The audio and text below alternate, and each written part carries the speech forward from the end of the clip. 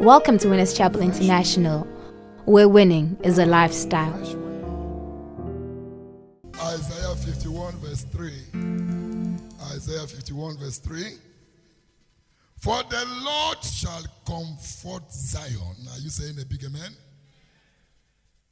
He will comfort all her waste places. How many of our waste places?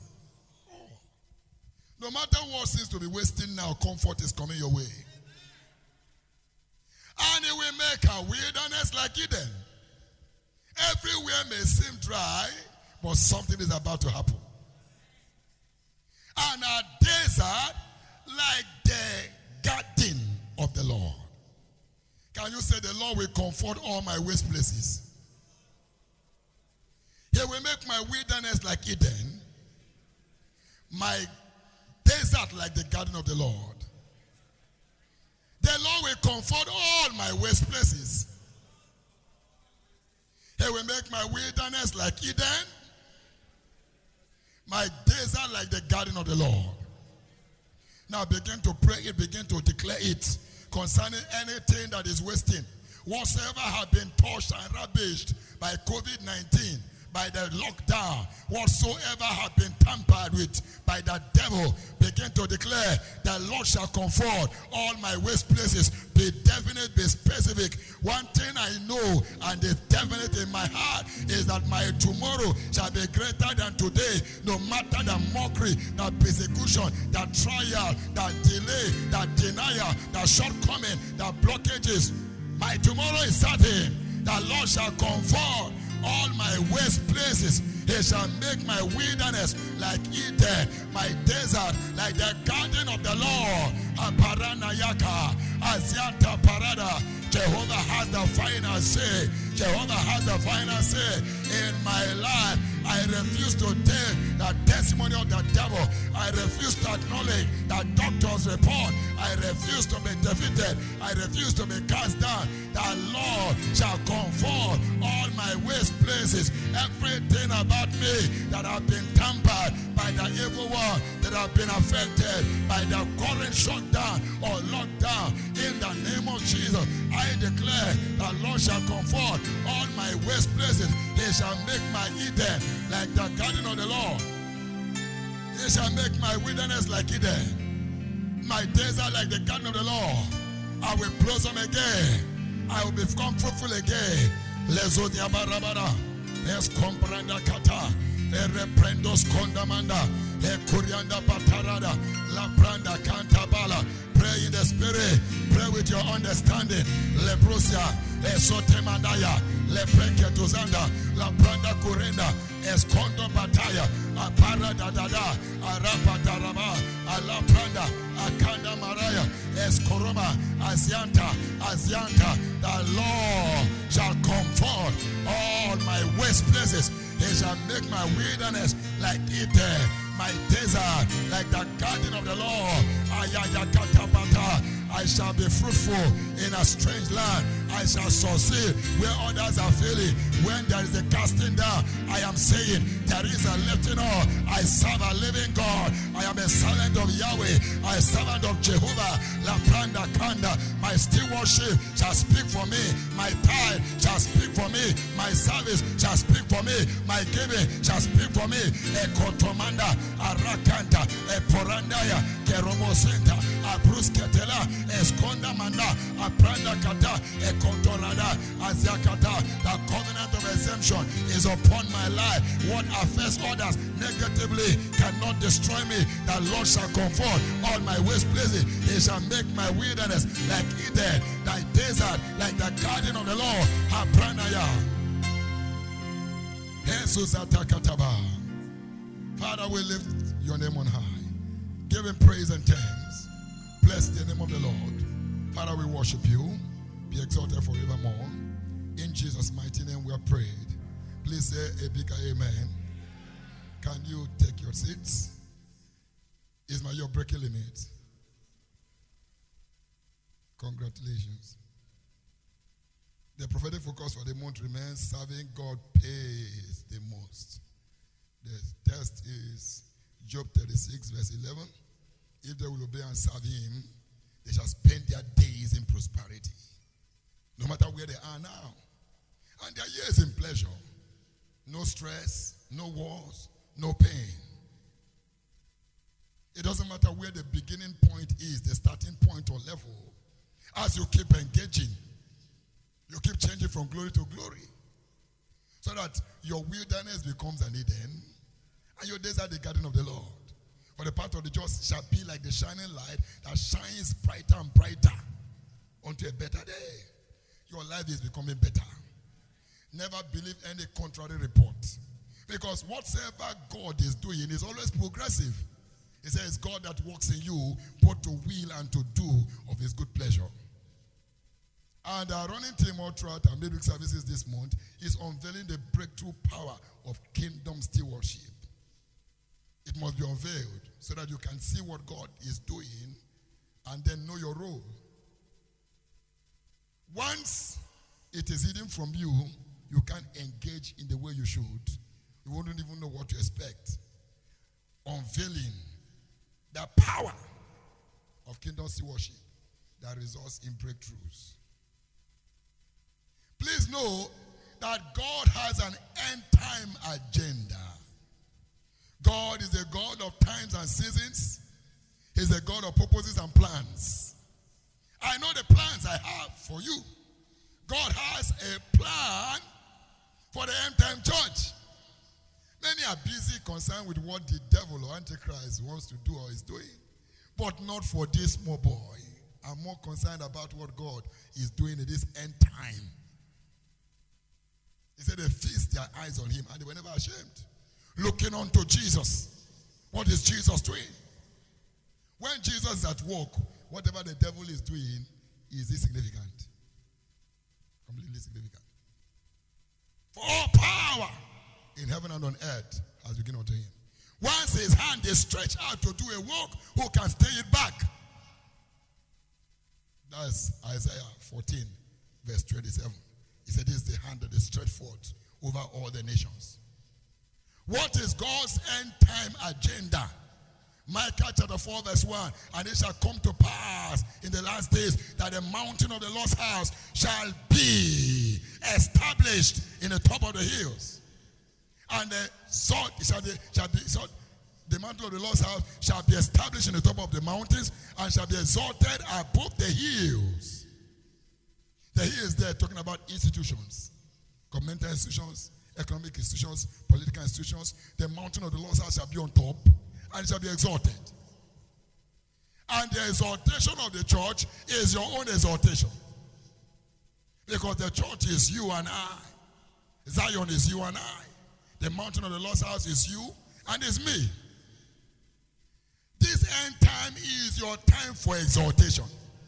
That church is becoming richer and richer, more and more powerful, more and more influential, and you cannot be left behind. It is an end time army. God's prophetic agenda for the end time church is to raise an army of giants, commanding supernatural breakthroughs at all fronts, at all times, in all places. This simply means what God is doing through Bishop David Oyedigbo, he wants to do through you. He wants to do through me. That same order of results may not be in ministry,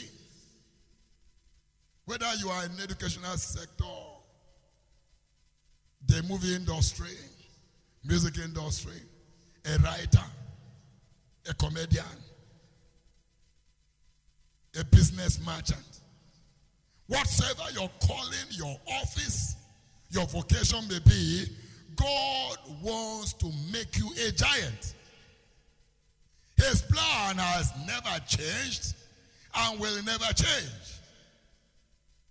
The end time army is not an army of mediocres or weaklings. It's an army of giants. Supernatural breakthrough is our calling.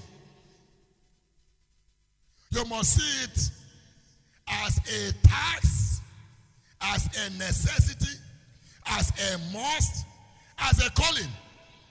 You are not called to be poor, you are called to be rich. There is so much work God wants to do through you, and it requires money. God wants to provide job for people. It requires money. God wants to bless you so that some people can be employed, some people can be housed, some people can be fed, some people can be clothed, so that the kingdom can enlarge and expand, so that souls can troop into the kingdom. Your breakthrough is not optional, it's a must. You must see it as a must. It is a task. God wants you to become rich. A task. God wants that business to succeed. The psalmist said that your breakthrough is a proof that the Lord is upright. That is Psalm 92. To show that the Lord is upright. He said, the righteous shall flow like a palm tree. They shall grow up like a cedar in Lebanon. They shall find them flourishing. To show, to reveal, to demonstrate that the Lord is upright and there is no righteousness in him. In Isaiah 45 verse 1, he said, thus says the Lord to Cyrus, whose right hand I've holding. And I want to do something.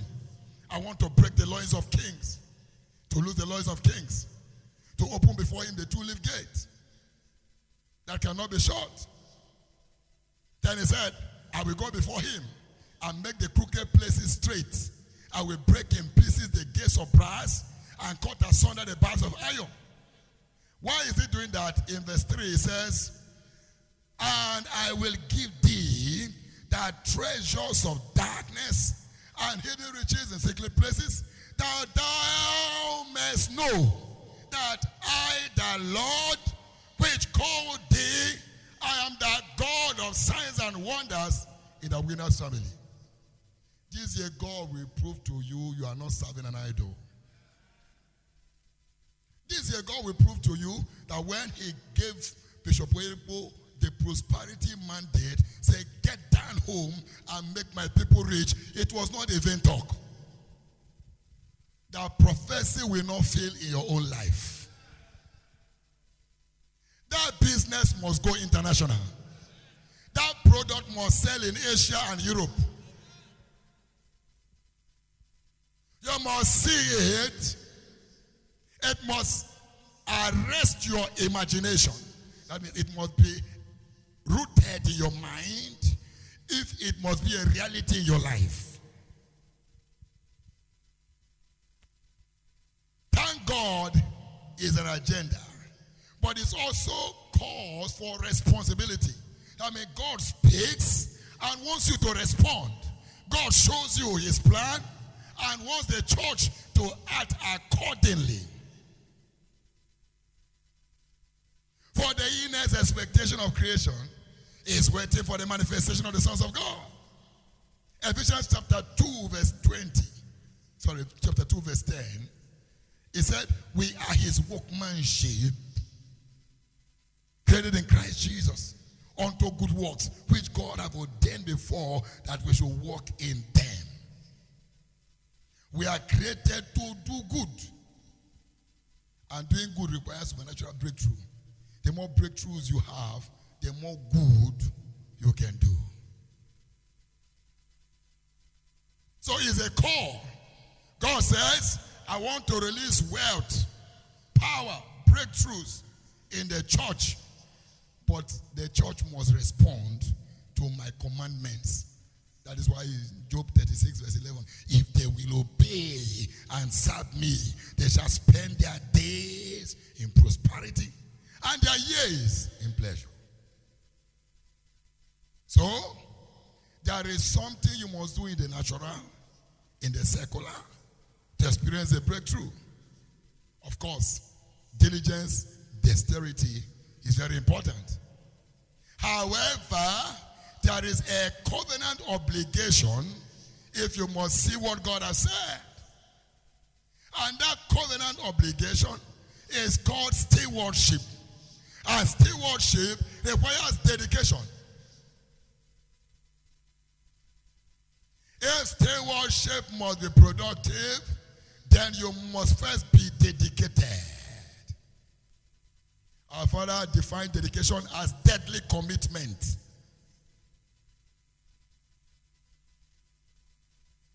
That means you are ready to pay great prices for it.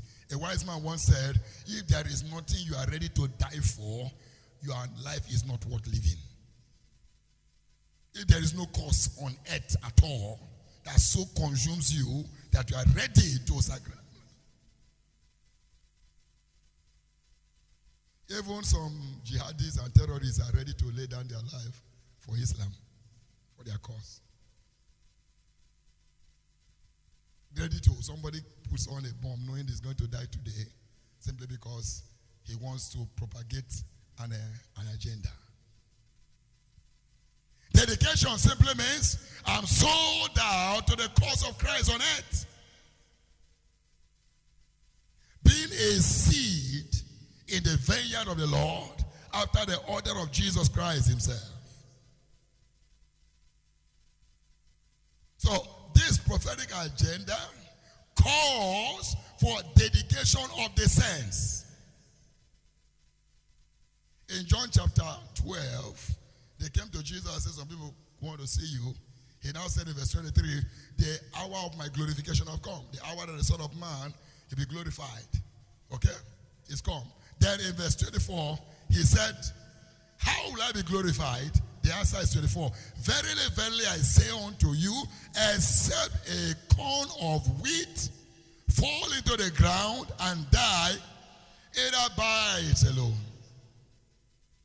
But if it dies, it bringeth forth much fruit. Can you say much fruit?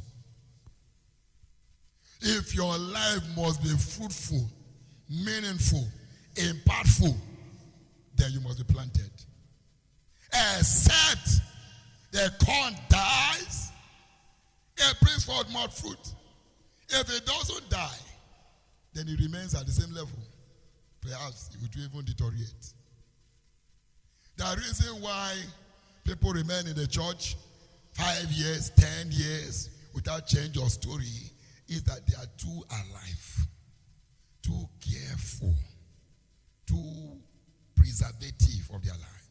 Jesus said, he that spares his life shall end up losing it. He that loses his life shall find it. He that honors me, he that serves me, my Father will honor him. This prophetic agenda requires dedication. But dedication is driven by the force of love. 2 Corinthians 4, verse 14. It said the love of Christ constrains us, controls us, propels us. 2 Corinthians chapter 4, verse 14. Chapter 5, sorry, not 4, chapter 5. 2 Corinthians chapter 5, verse 14. Chapter 5, verse 14. For the love of Christ constrained us, because we thus judge that if one died for all, talking about Christ, then we're all dead. Verse 15. And he died for all, that they which live should not henceforth live unto themselves, but unto him which died for them and rose again. Christianity is all about living for Christ. Allowing Christ to do good through you, to bless lives through you. And it requires dedication. And if you must be dedicated, you must allow the love of Christ to overwhelm you.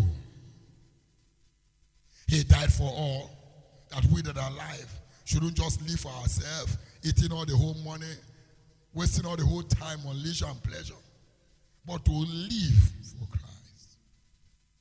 Paul's definition of life is Christ. Philippians chapter 1, verse 21. Of course, Paul is a major example in the New Testament of a life dedicated unto the Lord. In Philippians chapter 1, verse 21, for me to live is Christ, and to die is gain. This scripture changed my mentality about death. Praise God. To die is gain. Once the life is dedicated to Christ, even death is gain.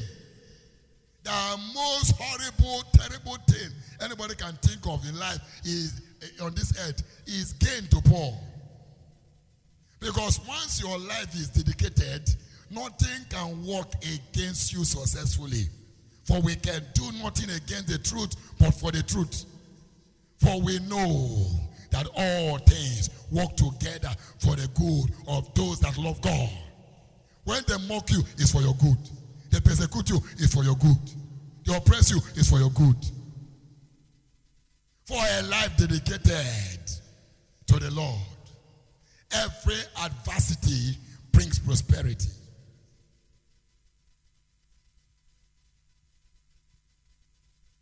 And then he said in 1 Corinthians chapter 9, verse 16, woe unto me if I preach not the gospel.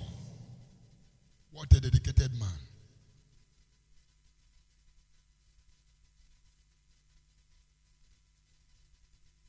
Your story will be similar. Generations to come will tell your own story. No wonder God used him.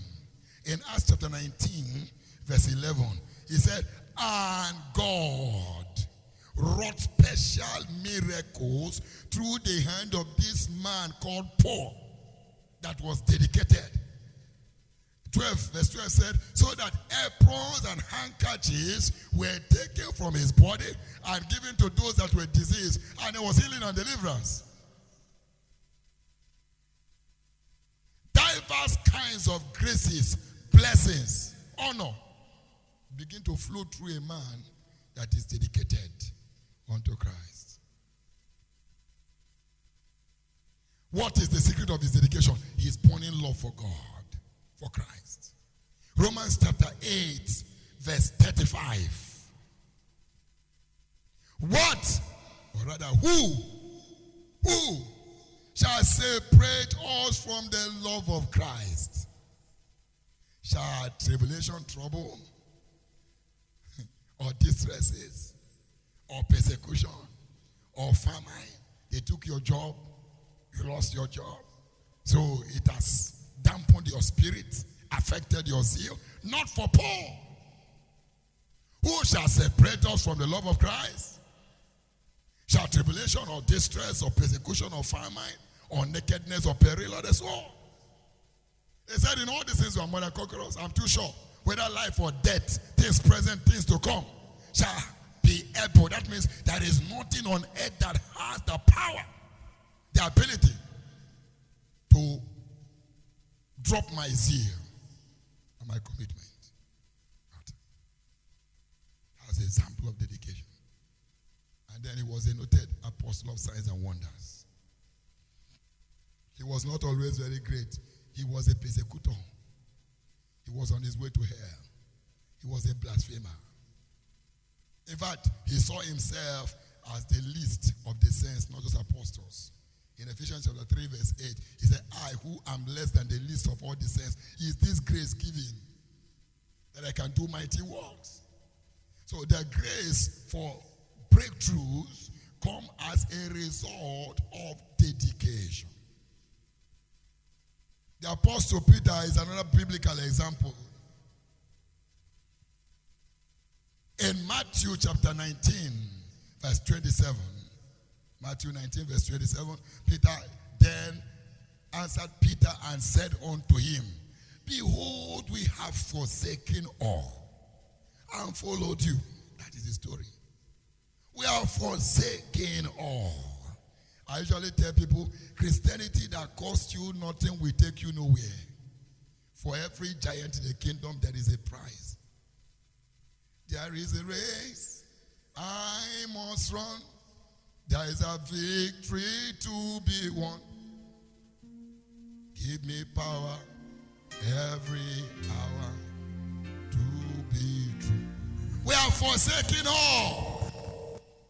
For some people, it's difficult to cut off from a sex partner that is sinful, to cut off from some businesses that is biblically unacceptable, from some practices that you know that defies your spirit.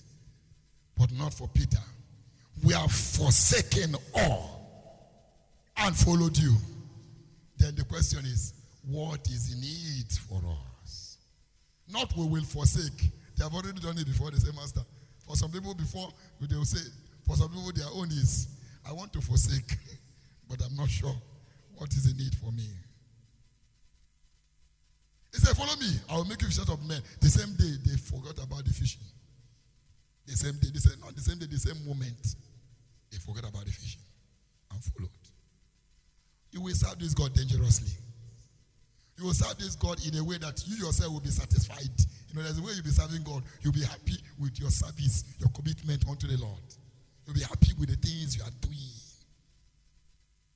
Because when dedication is love-driven, it is done willingly and with excitement.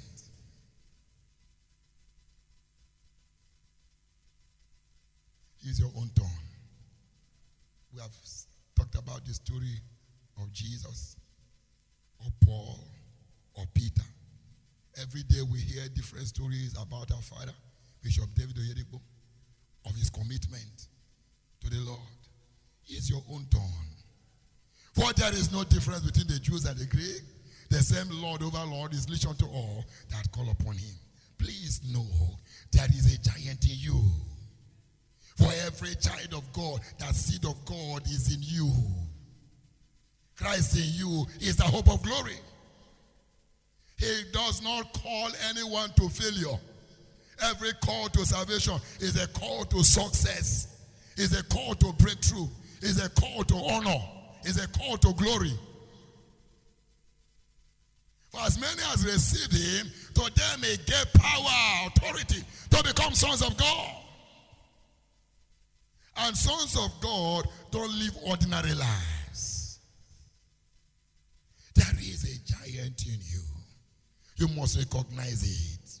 You are 1,000 times bigger than who you see yourself to be. You are beyond your own imagination.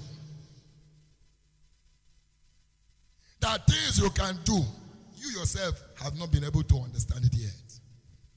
Jesus said, the works I do, you shall do also, and greater works, because as he is, so are we. As my Father sent me, so send I you. What I have, you have.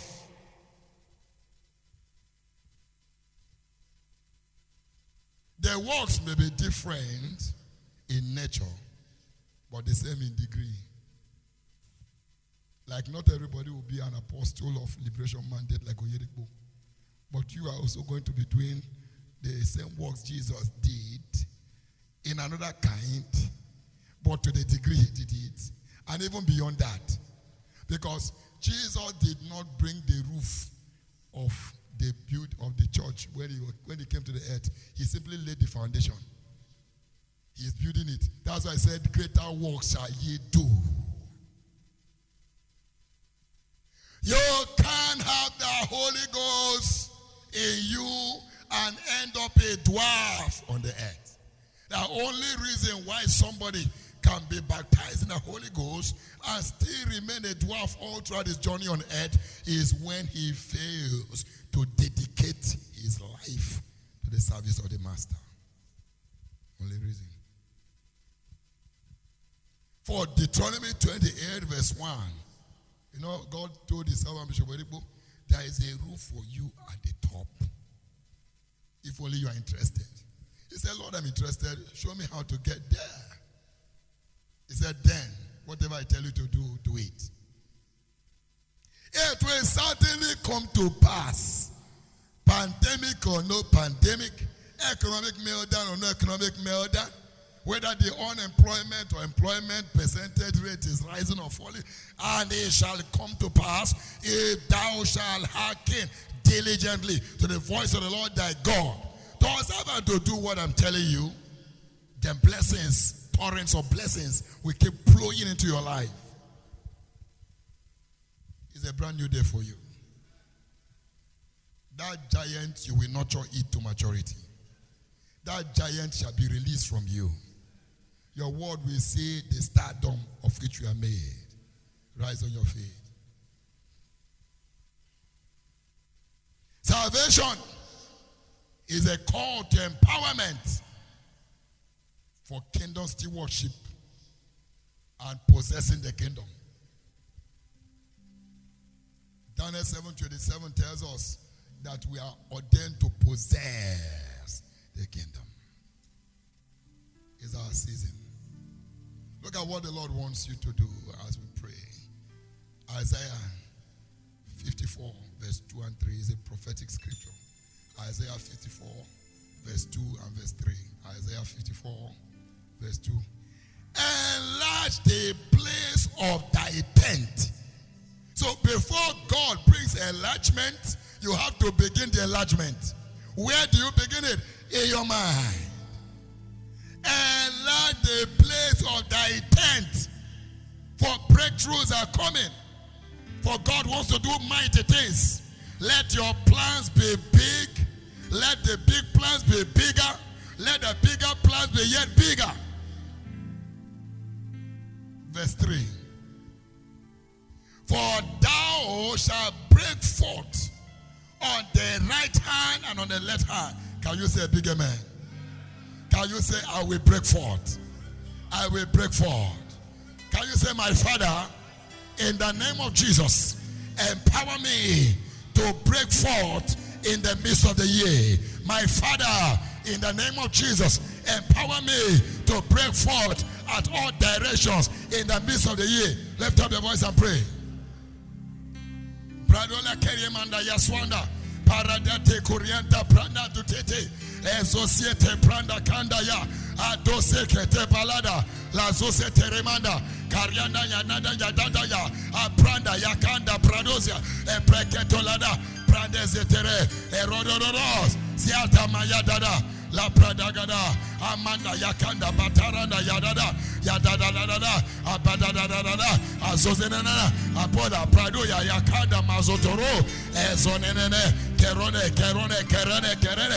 empower me by grace, empower me by unction, empower me by revelation, empower me by divine ideas to break forth in the midst of the year. Erosia Kentoleda Erokonto Pranda Yada Ambrosia Kentolaniana La Pronda Cantalada Erosia Torregere Embrosia Tapariada Pariada Eprodogosia Torregedoria Ketorodo Erokoto Mandane Totorobadara La Prenegedosia Tere Epronomodo Dege Erogodomanda Yagara Razoze Zataradada Eprekete rekete Erekete kete Eleprekete kete. In the name of Jesus. Can you say, my Father, enlarge my imagination by the power of the Holy Ghost to capture the picture you have for me. My Father, enlarge my imagination by the power of the Holy Ghost to capture the picture of the future you have for me. Lift up your voice and pray that prayer. Enlarge my imagination by the power of the Holy Ghost to capture the picture of the future you have for me. Enlarge my imagination. For the Spirit shows all things, yea, the deep things of God. Paramando sientonaba. Kradeye koskeroda. Eprenene. Esconde pradosi ture. Credo se tolete teturiete keteria. Epredese tototaradaya. Pradeke tosia tora. Epreke temanda ye. Ezuze tete eteteretata. Siaka temanda. Father, we thank you in the mighty name of Jesus. Before we bless the communion and receive the communion, until a man is born again, he can't see the kingdom, he can't enter the kingdom, he can't be a partaker of God's end time agenda. There is a call globally for everyone to give his life to Christ as Lord and Savior. Wherever you are, all over the globe, you want to make Jesus your Lord and Savior, I have this honor and privilege to lead you to Christ. Please, wherever you are, standing beside your computers, your iPads, or other forms of electronic device, place your right hand on your chest and pray this prayer with me. Can you say, Heavenly Father, this evening I heard your word. I know I'm a sinner. Forgive my sins. Wash them away by the precious blood of the Lamb. I declare I'm a new person today. Old things have passed away. Everything about me is new. I receive Jesus, the grace and the life of God. Thank you for saving me. I am born again in Jesus' mighty name. I declare everyone that have prayed this prayer this day, saved, washed in the blood of the Lamb, preserved by the grace of God until Jesus returns. Father, we thank you in Jesus' mighty name. Amen. Please lift up your communion, the flesh and the blood.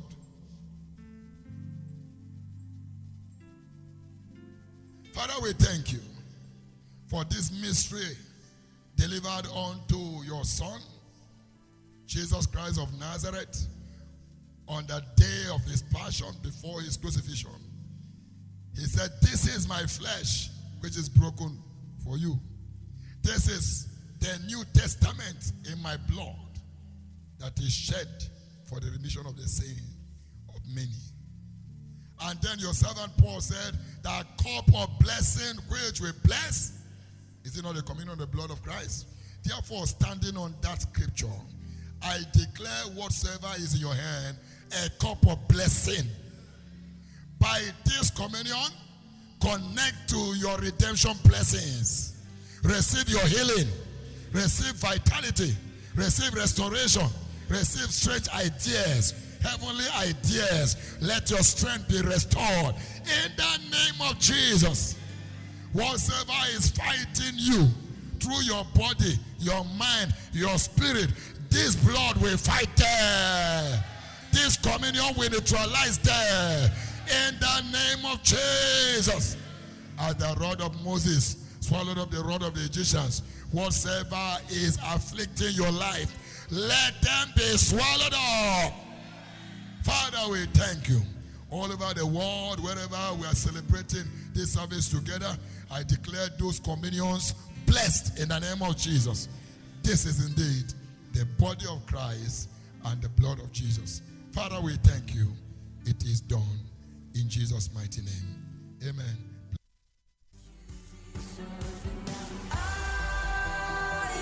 We know you've been blessed by the message you've just listened to.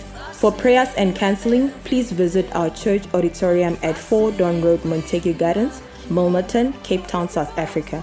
You can also call us on 021 035 1771 or WhatsApp us on 078 621 5633, or better still, send us an email at counseling@winnerschapelcapetown.co.za, alternatively media@winnerschapelcapetown.co.za. You can also join us for our weekly programs. Our breakthrough service holds every Sunday 8 a.m. for first service and 10:15 a.m. for second service. We also hold our midweek services every Wednesday at 5:30 p.m. in our communion service, and every day of the week for our covenant hour of prayer by 6 a.m. to 7 a.m. For further information, please visit the church website www.winnerschapelcapetown.co.za, and also like our Facebook page, Winners Chapel Cape Town, and you can follow us on Instagram and Twitter handle at Winners Chapel CPT, Winners Chapel International Cape Town, where winning is a lifestyle.